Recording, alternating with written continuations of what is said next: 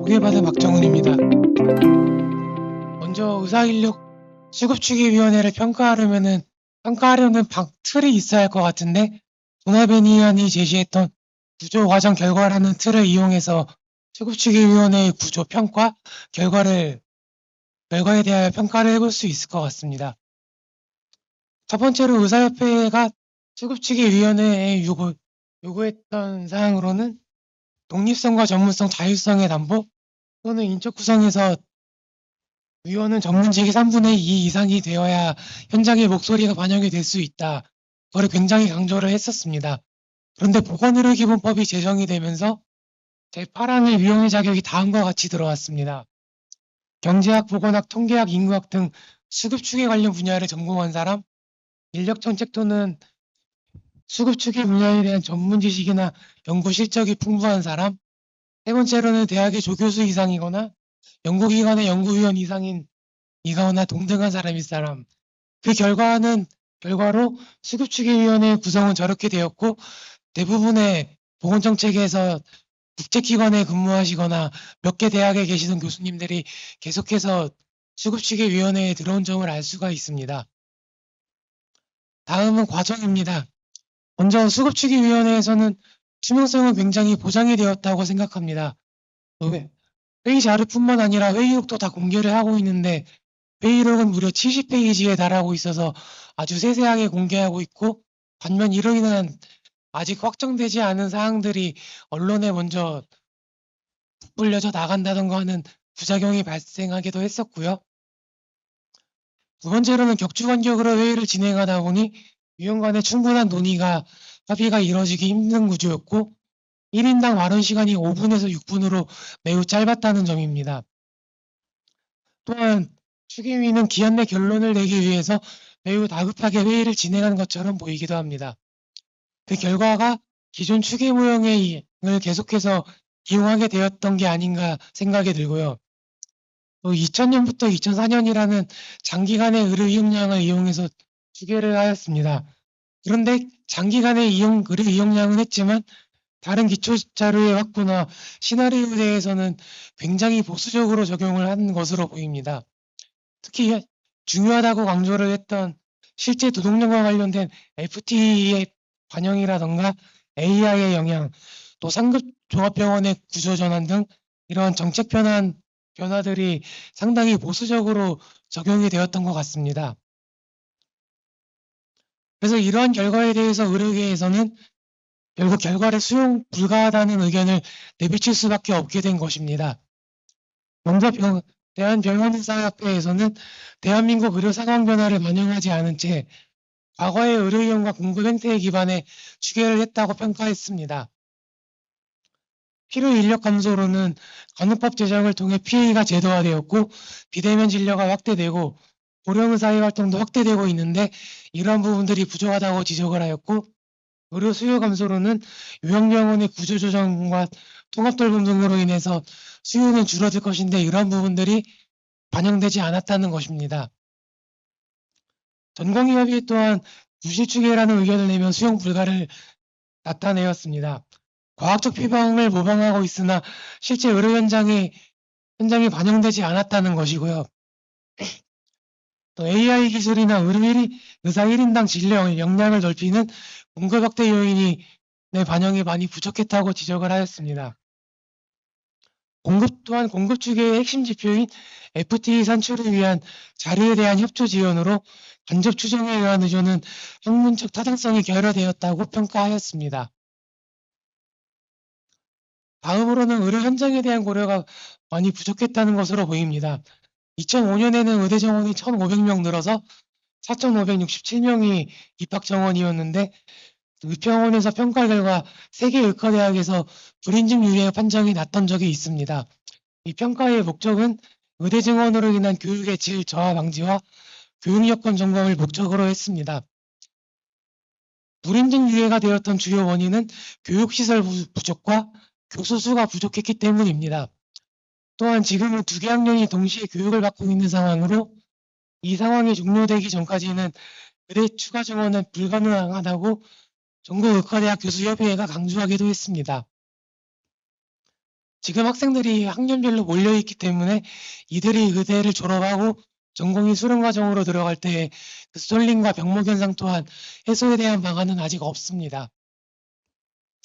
그리고 건강보험 재정 건전성에 대한 우려도 있습니다. 추계회의에서는 11차 회의 자료에 이게 조금 기록이 되어 있는데요. 러프하게 계산을 해보니 2040년에는 250조, 2050년에는 약 400조, 2060년에는 2700조로까지 진료비가 늘어날 것 같다고 간략하게 추정을 했습니다. 현재 진료비가 116조 정도인데 10년 후에는 지금보다 진료비가 2배 이상으로 들고 20년 후에는 3배 이상으로 예상을 한다는 것입니다. 그런데 이때의 인구 구조는 역피라미드형이 현실화가 될 것 같은데 그럼 그때 보험료를 내는 인구는 더 적을 것이고 이들이 내야 하는 보험료가 얼마나 돼야 할 것인지는 감히 예상을 할 수가 없을 것 같습니다. 수급 추계의 문제점에 대해서 말씀드리도록 하겠습니다. 첫 번째로는 입원과 외래의 업무 조정비입니다. 의료계는 입원과 외래의 실제 업무량 반영을 위한 FTE를 산출하고 적용할 것을 지속적으로 요청을 했습니다. 하지만 앞서 계속 지적되었던 것처럼 자료가 없다는 한계로 인해서 입원 진료비와 외래 진료비의 비율인 3.9대 1을 적용을 하게 되었습니다.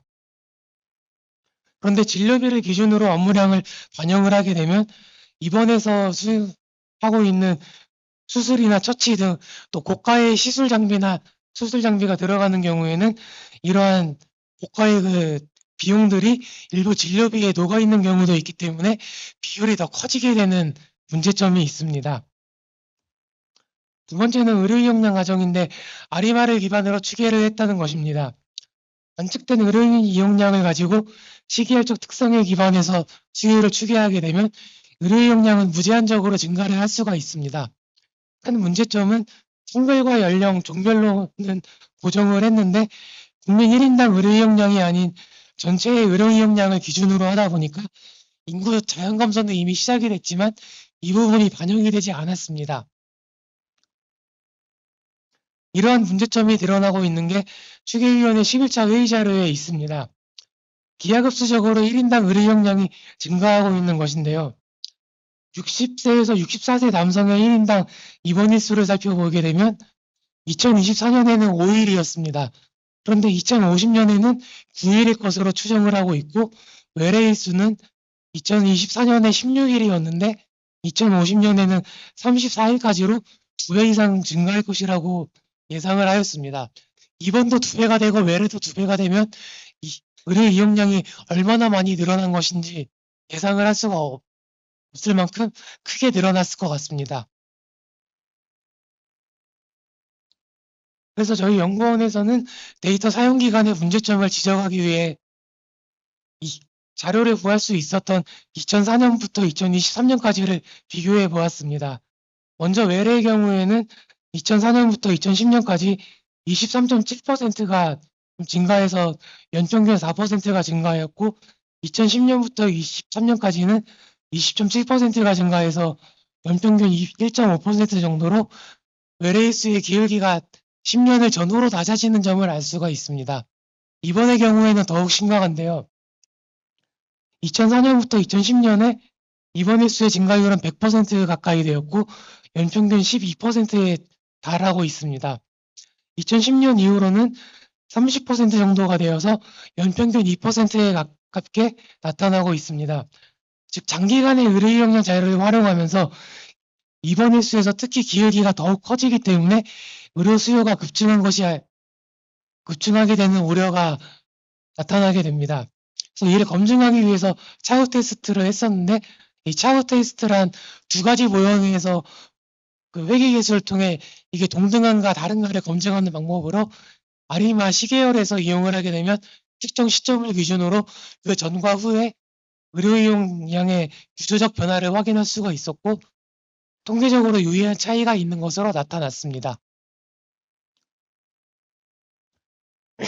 다음은 시나리오 구성입니다.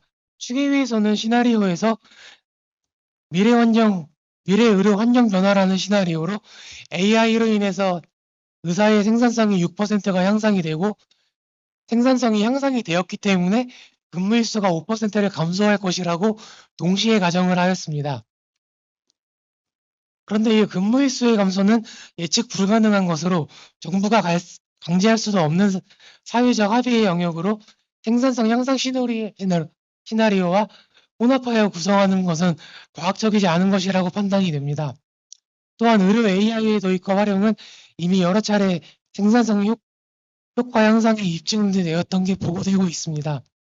더불어 우리나라 빅5 병원에서도 의료 인공지능이 실증적으로 도입되어 확산되고 있는데 생산성에 실질적인 향상이 없다면 빅5 병원들이 이렇게 앞다투어 도입할 이유가 없을 것 같습니다.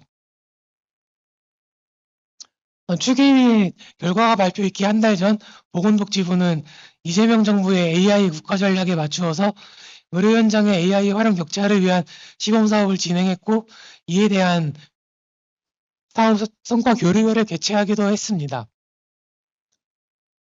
그래서 추계위원회가 생산성을 어떻게 적용하였는지 결과를 사후적으로 잘 살펴보니 미래의료 환경 변화는 일단 기준이 100%가 되고 AI 생산성으로 6%가 증가하였고 생산성 증가로 인해 근무일수가 5% 감소하면서 최종적으로 생산성은 100.7%가 증가하게 됩니다.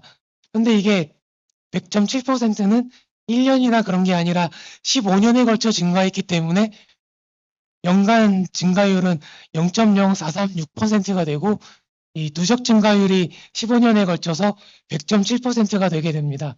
생산성의 향상을 아주 보수적으로 잡았다는 점을 알 수가 있습니다. 보건의료 정책 변화에서도 마찬가지가 나타났는데요. 보건의료 정책 변화는 의료 역량을 억제하는 실손보험의 개편이나 상급종합병원의 구조전환 등으로 인해서 의료 역량의 감소를 예상한 것인데 1.5%가 감소할 것으로 가정을 하였고 이게 15년에 걸쳐 일어나게 됩니다. 그렇게 되면 연간 감소율은 0.094%에 불과하는데요. 수급추기위원회에 계신 분들은 그 보건정책을 효과에 평가하고 또 정책을 개발하고 연구하고 이를 기반으로 각종 계획을 수립하시는 분들이 많습니다. 그런데 이분들이 이 정책 효과를 너무 작게 잡은 게 아닌가 의심이 좀 되긴 합니다. 그래서 수급추기위원회는 또한 시나리오를 결정론적 모형인 조성법에는 구성하는 것이 좀 어렵다는 그 얘기를 했습니다. 그런데 사실 결정론적 모형에도 시나리오를 구성하는 것은 충분히 가능합니다. 또한 미래의료 환경 변화와 보건의료 정책 변화는 독립적으로 배타적인 것이 아니기 때문에 각각만 적용이 되는 것이 아니라 두 가지가 한 번에 적용이 될 수도 있습니다. 그래서 그렇게 적용을 해본 결과 추계위가 보도자료를 통해 발표했던 수급추계 결과보다 부족한 의사수가 줄어드는 점을 알 수가 있었고 구체적인 자료는 다음과 같이 나타납니다. 아리마와 조성법에서 모두 미래의료 환경 변화, 보건의료 정책 변화를 복합 시나리오에서 적용을 하였고 특히 공급 추계 2항과 그걸 비교해서 볼 때는 2025년부터 35년까지는 의사가 생각보다 부족하지 않았다는 결과가 나타나게 되어서 이런 점을 좀 그 시나리오를 더욱 보수적으로 적용한 게 아닌가 생각이 들기도 합니다. 다음으로는 주요 국가별로 수급 추계 모형에 대해서 간략히 비교를 해보겠습니다. 미국과 네덜란드는 FTA 단위로 추계를 하고 있고 우리나라는 사람 숫자인 헤드카운트로 추계를 하고 있습니다. 또 미국이나 네덜란드는 수급 추계를 굉장히 오랜 시간 해왔기 때문에 정원의 전체 의사 수를 다루는 것이 아니라 전체 의대 정원이 되어서 그럼 이들이 졸업을 하고 어디에서 활동을 하고 어떤 지역에서 활동을 할 건가지 공급 변수를 통해서 현장 데이터를 조사를 해가지고 이를 반영을 하고 있습니다. 반면에 우리나라에서는 임상활동 의사 수 위주로 유입과 유출에 대해서만 변수를 가정을 했고요. 다음으로는 수요 모형에 대해서 말씀을 드리면 먼저 미국은 관측된 의료용을 기반으로 수요를 추정하고 있고 네덜란드는 필요 니드를 통해서 수요를 추정을 주로 하고 있습니다. 그렇기 때문에 미국에서는 수요 변수에 더 많은 변수들을 넣고 있고 수요 변수에서 대부분의 가정을 하고 있습니다. 반면 네덜란드는 수요 변수로는 인구, 역학, 사회 문화로 해서 객관적인 지표를 위주로 하고 정책, 기술, 환경 변수를 통해서 여러 가지 시나리오를 통해 의료 수요를 추정하고 있습니다. 우리나라에서는 아리마와 조성법이라는 방법을 통해 수요를 추정하였고 임대원 일수를 변수로 하였는데 여기에 진료비, 업무 가중치가 들어갔고 연령, 성별, 종별 정도로만 프로파일 형태로 적용을 하였습니다. 정책 변수 또한 미래 의료 환경 변화나 보건의료 정책 변화 두 가지로 단순하게 들어간 점을 알 수가 있습니다. 다음으로는 저희 연구원에서 의사 인력을 추계한 결과를 간략하게 말씀드리도록 하겠습니다. 먼저 공급 모델은 다음과 같고요. 유입유출법을 기반으로 하였고 국가시험에 합격해서 이제 신규 활동의사로 유입이 되고 전년도 활동의사에서 비임상으로 전환이나 은퇴, 사망 등을 이탈하는 것을 제외하고 신규 활동의사와 빠진 전년도 활동의사를 합하여 FTA 기준 활동의사로 변환을 하였습니다.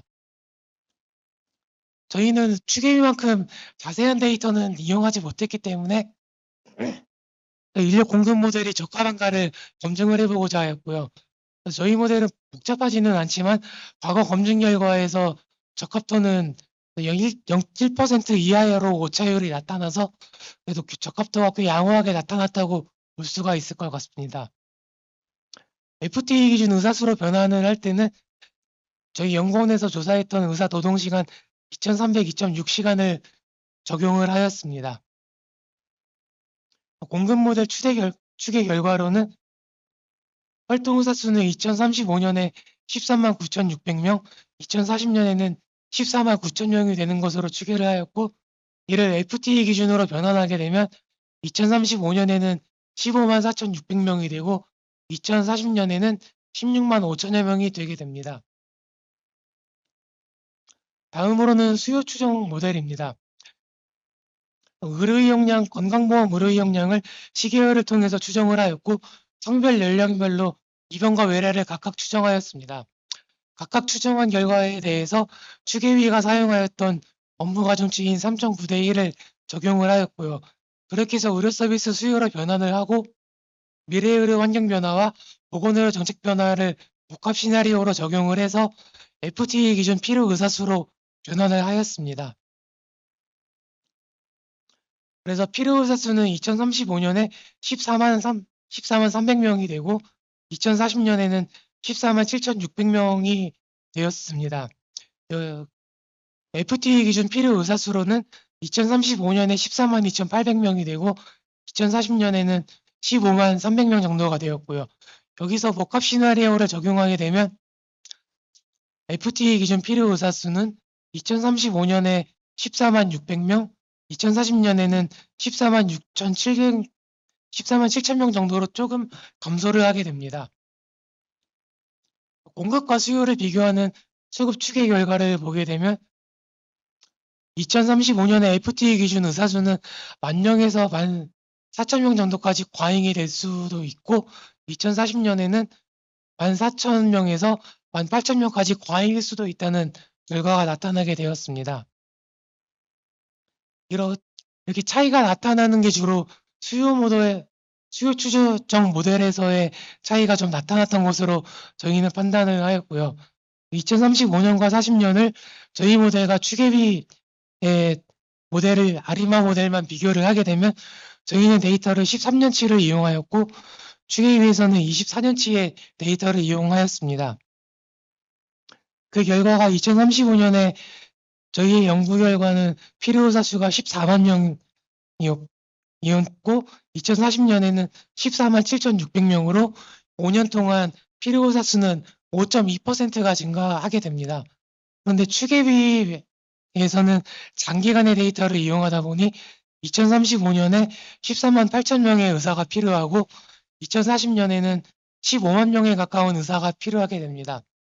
이 차이 차이를 비교하게 되면 5년 동안 8%의 필요 의사수가 증가하게 되어서 장기간의 의뢰 역량 데이터를 기반으로 하다 보니 그 기울기가 급하게 기울어졌기 때문에 필요 의사수가 더 미래로 갈수록 기하급수적으로 증가하는 것이라는 게 나타나고 있는 것 같습니다. 다음으로 정책 재원에 대해서 말씀드리겠습니다.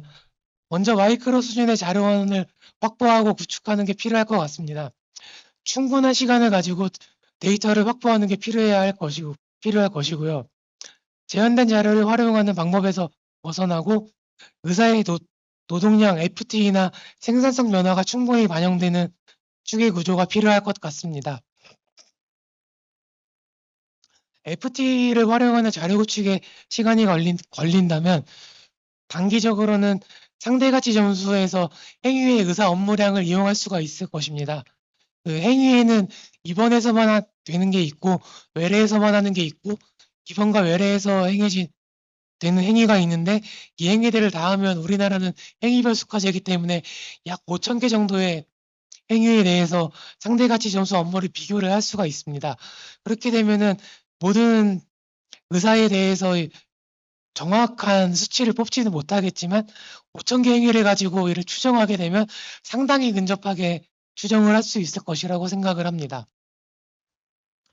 다음으로는 자료를 구축해서 마이크로 시뮬레이션 모델을 구축하고 활용하는 게 필요할 것 같습니다. 정기적으로 의사수급을 추계하고 있는 미국이나 네덜란드, 일본도 마찬가지고요. 아리마비 모형을 이용하지 않고 마이크로 시뮬레이션 모델을 활용하고 있습니다. 또 다양한 변수들을 활용하여서 FTA 단위로 의료 수요와 공급을 추정하고 있기 때문에 장기적으로는 이러한 방향으로 나아가야 할 것이라고 생각합니다. 마지막으로 정교한 시나리오를 구축하고 적용하는 게 필요할 것 같습니다.